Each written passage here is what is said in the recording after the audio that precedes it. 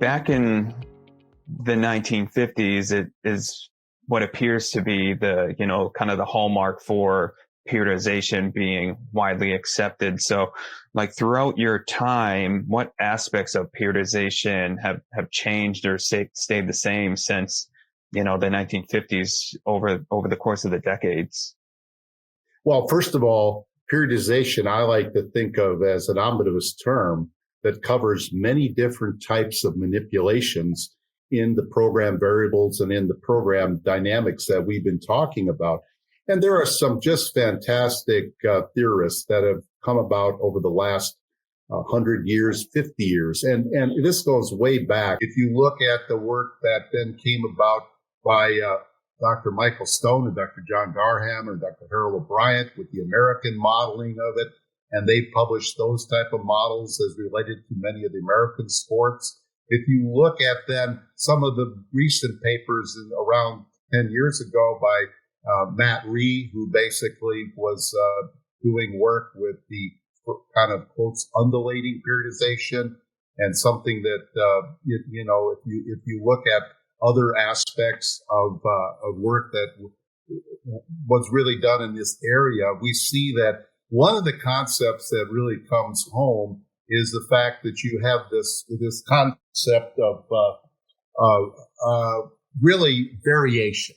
So that's what I kind of grabbed onto. I grabbed onto two features that really stand out, was the specificity and the targeting goals of what you're trying to get good at. As my good friend and long colleague, as I said, Dr. Stephen Fleck would say, what are you trying to get good at?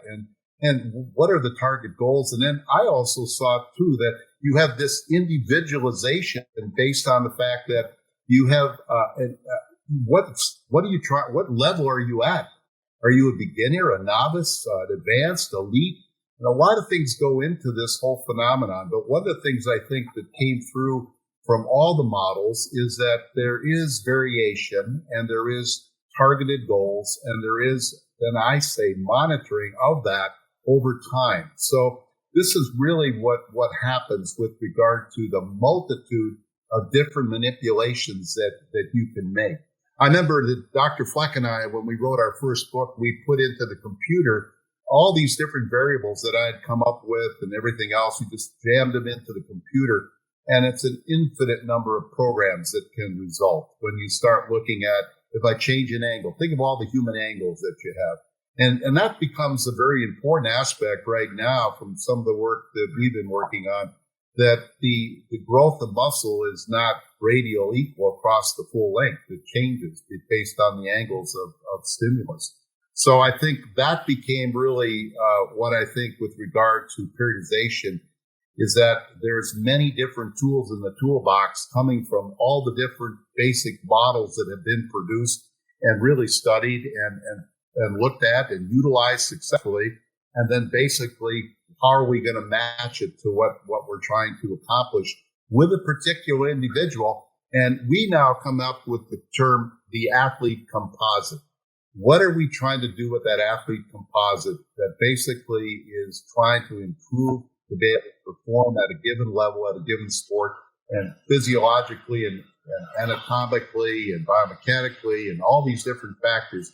How are we moving it forward? So I think, again, what is really different throughout the time that I'd say over the last 50 years, looking at different things as an athlete, as a scientist, as a coach, is really the individualization nature of a periodization program, the targeted specificity and over the different cycles, and also the monitoring needed to determine if, in fact, what you're doing is optimal for that individual.